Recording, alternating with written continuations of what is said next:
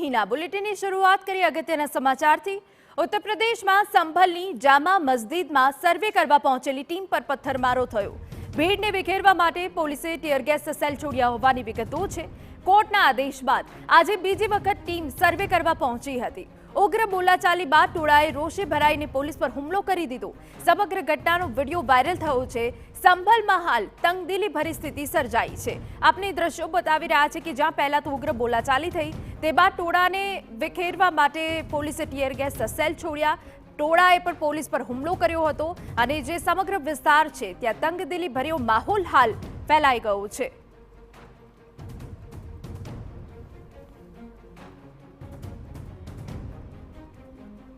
तो उत्तर प्रदेशनी संभलમાં આવેલી જામા મસ્જિદ કે જ્યાં આ ઘટના બની છે, આપને જણાવી દઈએ કે જ્યાં સર્વે કરવા માટે ટીમ પહોંચી હતી। એ ટીમ પર પહેલા તો પથ્થરમારો કરવામાં આવ્યો, પછી લોકો બેકાબુ બન્યા હતા।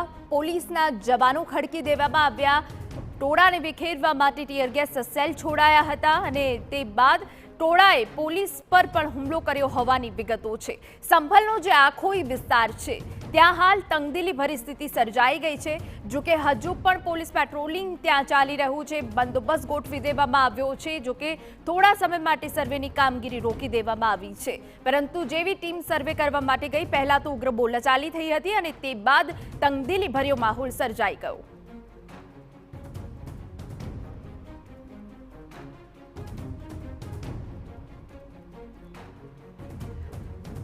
तो संभलમાં આ પ્રકારની ઘટના બની છે। આપને વિગતો આપી દઈએ કે જ્યાં જામા મસ્જિદમાં સર્વે કરવા પહોંચેલી ટીમ પર હુમલો થયો હોવાની વિગતો છે, જ્યાં તંગદિલી ભર્યો હાલ માહોલ સર્જાઈ ગયો છે। અલગ અલગ વિસ્તારોમાં પણ હાલ પોલીસનો બંદોબસ્ત હોવાની વિગતો સામે આવી રહી છે।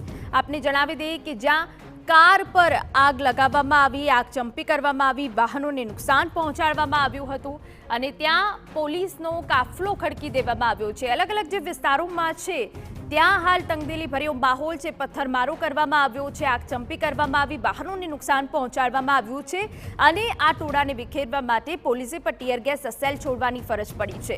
હાલ તો આખાઈ જે સંભલ વિસ્તાર છે ત્યાં અલગ અલગ જે રસ્તાઓ છે ત્યાં પોલીસનો કાફલો ખડકી દેવામાં આવ્યો છે અને આપને એ સીધા દ્રશ્યો બતાવી રહ્યા છે કે જ્યાં ટીયર ગેસ સેલ છોડાઈ રહ્યા છે।